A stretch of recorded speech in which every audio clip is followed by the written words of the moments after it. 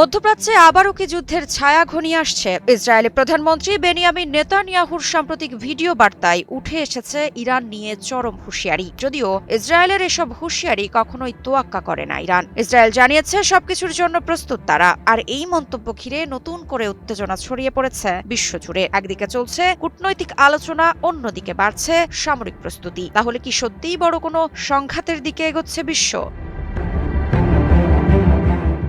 সংবাদ মাধ্যম Times of ইসরায়েলের বরাতে জানা যায়, এক ভিডিও বার্তায় ইসরায়েলের প্রধানমন্ত্রী বেনিয়ামিন নেতানিয়াহু জানিয়েছেন ইরান যুদ্ধ ফের শুরু করতে প্রস্তুত ইসরায়েল। এ যেন যুদ্ধ চালিয়ে যাওয়ার নতুন উস্কানি। আর নেতানিয়াহুর এই হুমকিতে নতুন করে আগুন জ্বলছে মধ্যপ্রাচ্যে।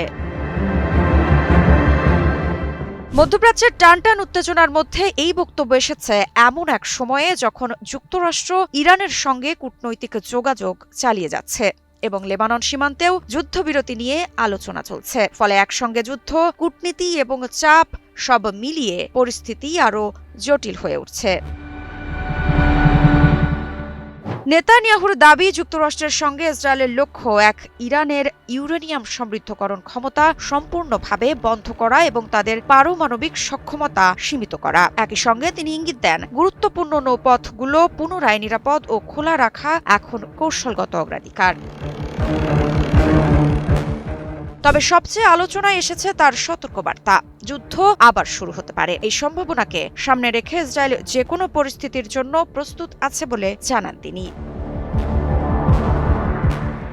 অন্যদিকে লেবানন সীমান্ত পরিস্থিতিও শান্ত নয়। ইসরায়েলি বাহিনী হিজবুল্লাহর অবস্থান লক্ষ্য করে হামলা চালাচ্ছে বলে দাবি করা হচ্ছে। একই সঙ্গে লেবাননের সঙ্গে সীমিত কূটনৈতিক আলোচনা চললেও বাস্তব পরিস্থিতি এখনও সংঘাতমুখী। নেতানিয়াহু আরও বলেন, হিজবুল্লাহকে সীমান্ত থেকে দূরে সরানো এবং দীর্ঘমেয়াদী শক্তির মাধ্যমে শান্তি প্রতিষ্ঠাই তাদের লক্ষ্য। পাশাপাশি নিরাপত্তা অঞ্চল সম্প্রসারণের কথাও উল্লেখ করেন তিনি, যা নতুন করে সামরিক প্রস্তুতির ইঙ্গিত দেয়।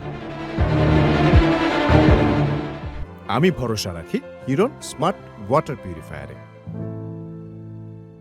সব মিলিয়ে একদিকে কূটনীতি আর অন্যদিকে যুদ্ধ প্রস্তুতি। মধ্যপ্রাচ্যে নতুন করে বড় ধরনের সংঘাতের শঙ্কা আরও ঘনীভূত হচ্ছে। মৃত্তিকা সিনহা বিশ্বাস, নিউজ 24।